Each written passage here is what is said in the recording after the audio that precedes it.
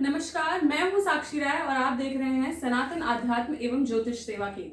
मेरे साथ हैं पंडित संदीप मिश्रा जी। गुरुजी प्रणाम। प्रणाम। सनातन आध्यात्म एवं ज्योतिष सेवा केंद्र क्या है? सनातन का अर्थ है शाश्वत, सत्य, हमेशा स्थिर रहने वाला। आध्यात्म का अर्थ है आत्मा का अध्ययन और ज्योतिष का अर्थ है वह विज्ञान जिससे कि मनुष्य के जीवन में होने वाली घटनाओं के विषय में जानकारी दी जाती है। तो अध्यात्म और ज्योतिष से संबंधित यहाँ पर निःशुल्क जो सेवाएं दी जाती हैं, इसी में को सनातन अध्यात्म एवं ज्योतिष सेवा के का नाम दिया गया है। इस सभी में आपका सत अभिनंदन। तो गुरुजी, आध्यात्म और विज्ञान क्या दो अलग अलग वाक्य हैं? ना, अध्यात्म और विज्ञान दोनों ही एक दूसरे के पूरक है, क्योंकि विज्ञान भी आध्यात्म से ही निकला है। तो गुरुजी, वैज्ञानिक तरीके से आध्यात्म हो सकता है? अध्यात्म शुद्ध वैज्ञानिक ही है। अध्यात्म में कहीं आडंबर का कहीं कोई वो नहीं है। अध्यात्म एक निश्चित नियमों के ऊपर ही आधारित है और बिना नियम के, बिना प्रिंसिपल्स के अध्यात्म नहीं है। तो अगर वैज्ञानिक तरीके से आध्यात्म हो सकता है तो वैज्ञानिक तरीके से मोक्ष भी प्राप्त किया जा सकता है? बिल्कुल प्राप्त किया जा सकता है। तो गुरुजी, हम वैज्ञानिक तरीके से मोक्ष की प्राप्ति कैसे कर सकते हैं? वैज्ञानिक तरीके से मोक्ष प्राप्त करना बहुत ही सरल और आसान है। मोक्ष प्राप्त करने की 3 विधियां हैं। एक कर्मयोग, भक्ति योग और दूसरा आपका है अष्टांग योग। इस तीनों योगों में से सबसे सरल जो है वो आपका है कर्मयोग। हम धार्मिक रीति रिवाजों के अनुसार जो ग्रस्त लोगों के लिए है, उसमें ग्रस्त जीवन में किस तरह से हमको मोक्ष प्राप्त करना है, वह कर्मयोग में कैसे होता है, मैं आपको अभी बड़े सरल तरीके से समझा देता हूँ।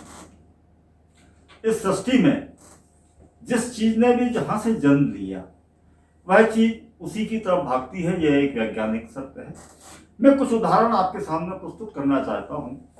अगर आप अग्नि जलाएंगे तो अग्नि आसमान की तरफ ऊपर जाएगी, और अगर आप वायुमंडल में कोई भी वायु छोड़ेंगे तो वह ना तो पृथ्वी पर जाएगी ना अग्नि की तरफ जाएगी, वह वायुमंडल में विलीन हो जाएगी।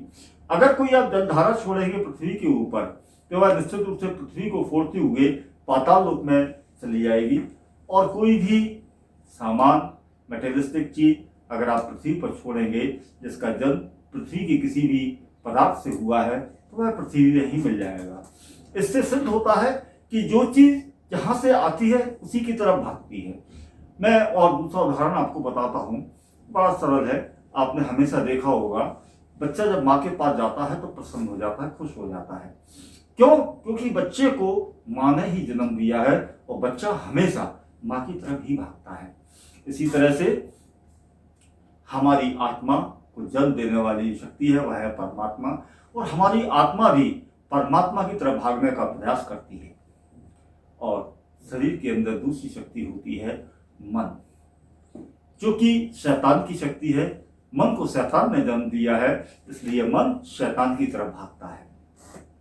इस ब्रह्मांड में ईश्वर ने जो भी चीजें बनाई हैं वह हमेशा जोड़े से बनाई हैं। स्त्री है, पुरुष है, अच्छा है, बुरा है, ठंडा है, गर्म है, ऊंच है, नीच है, ईश्वर है तो शैतान है।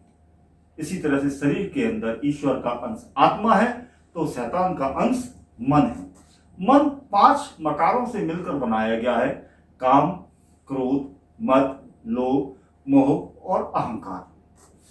मन का हमेशा प्रयास रहता है कि आपके शरीर को, जिसके ऊपर उसका अधिकार बना रहा है वो, और आत्मा अपना अधिकार बना रही है।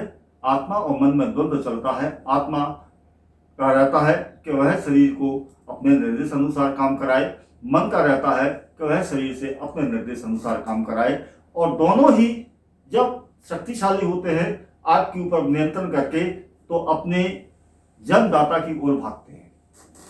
इसी सीक्वेंस में ये कैसे होता है, क्यों होता है, ये मैं आपको अभी बताता हूँ। मनुष्य के जीवन में आनंद या खुशी जिसे हम बोलते हैं, ये 4 प्रकार से होती है। आनंद होता है, महाआनंद होता है, परमानंद होता है और सच्चिदानंद होता है। आनंद वह अवस्था होती है जिस अवस्था में हमारा स्थूल शरीर बड़े आसानी से कंफर्टेबल पोजीशन में, एयर कंडीशन रूम में बड़ा आराम से विश्राम कर रहा होता है, किसी भी तरह का कोई कष्ट नहीं होता है और वह पूर्ण सुख से रहता है। दैट इज कॉल्ड आनंद। वह आनंद की अवस्था होती है। आनंद की अवस्था के बाद अब हम बात करते हैं महाआनंद की अवस्था की। महाआनंद की वह अवस्था होती है जिस अवस्था के अंदर मनुष्य अपने मन को भी प्रसन्न रखता है, शरीर को भी प्रसन्न रखता है।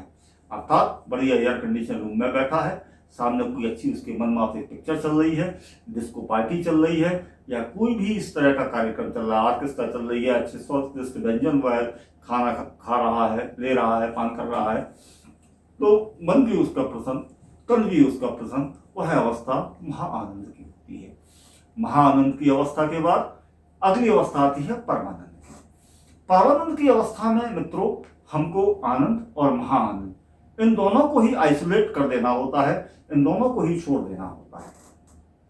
परमानंद की अवस्था में हमें वह काम करने होते हैं जिसका निर्देश हमारी आत्मा ने दिया होता है।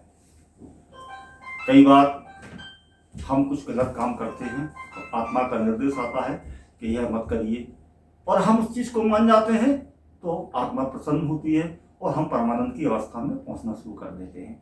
अगर हम उसको नहीं मानते हैं तो आत्मा प्रसन्न नहीं होती है, आत्मा मजबूत नहीं होती है, मन मजबूत होने लगता है। क्यों? क्योंकि इस समय आपके शरीर के ऊपर मन का आधिपत्य हो जाता है और वह आत्मा के निर्देशों को नकार देता है। मित्रों, मैं आपको आत्मा और आपके शरीर के नियंत्रण के विषय में कुछ चीजें बताता हूँ।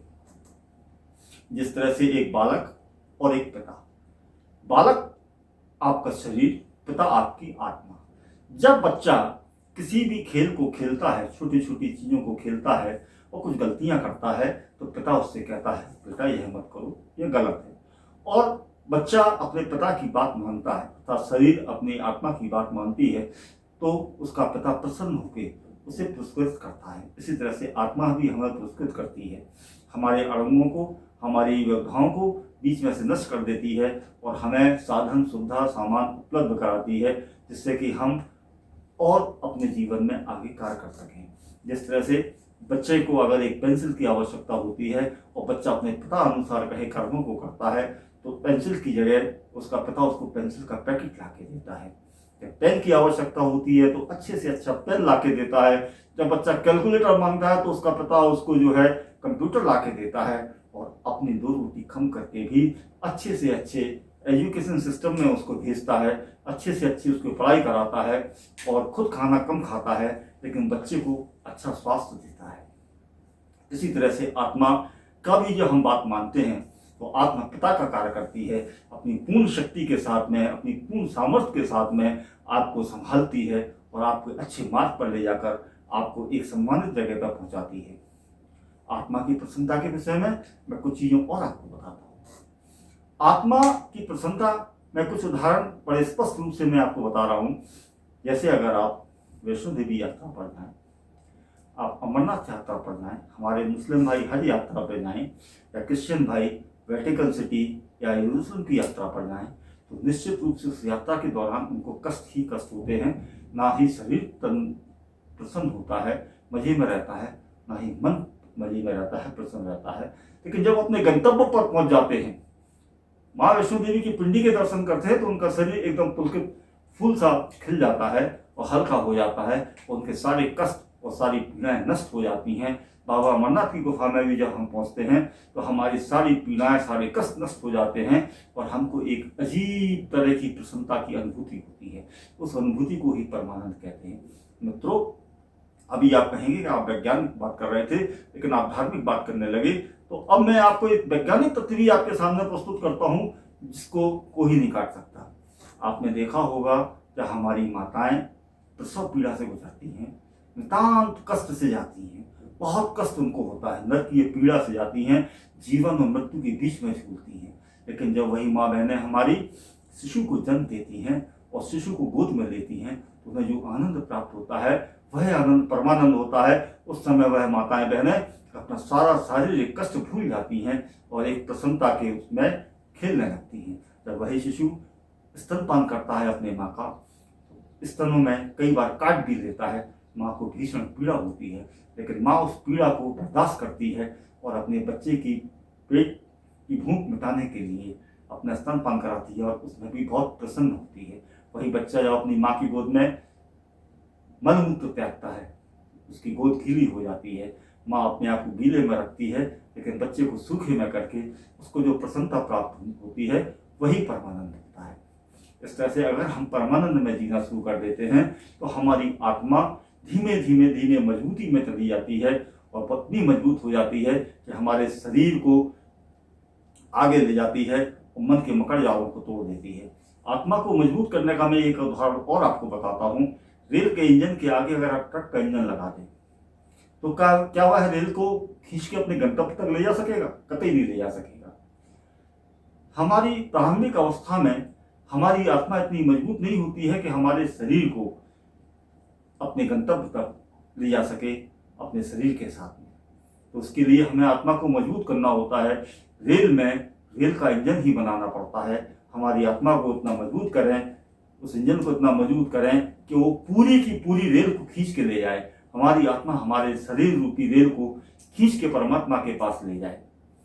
जब हमारी आत्मा इतनी शक्तिशाली हो जाती है, प्रसन्न होते होते हम जब सत्कर्म करने लगते हैं, हम आत्मा को शक्तिशाली बना देते हैं, तो मन के पांचों मकड़जालों को तोड़ के आत्मा इस शरीर को ले जाके सच्चिदानंद प्रभु से मिलती है और हमारे शरीर का भी प्रभु से साक्षात्कार होता है।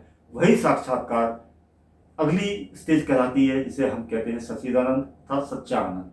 और सच्चा आनंद सच्चिदानंद ही एक मोक्ष की पूर्णता है और वही मोक्ष कहलाता है।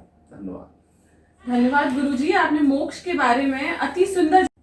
मित्रों, अगर हमारी बात आपको अच्छी लगी हो इसको लाइक करें, और आप चाहते हैं कि आपके साथी संबंधी मित्रों का भी भला हो, उनको भी एक नवीन जानकारी मिले, तो इसको शेयर करें। और अच्छी जानकारी पाने के लिए आपको हमेशा ये जानकारियाँ मिलती रहें विज्ञान और अध्यात्म की, तो इसको सब्सक्राइब करें और बेल आइकन को पुश करें।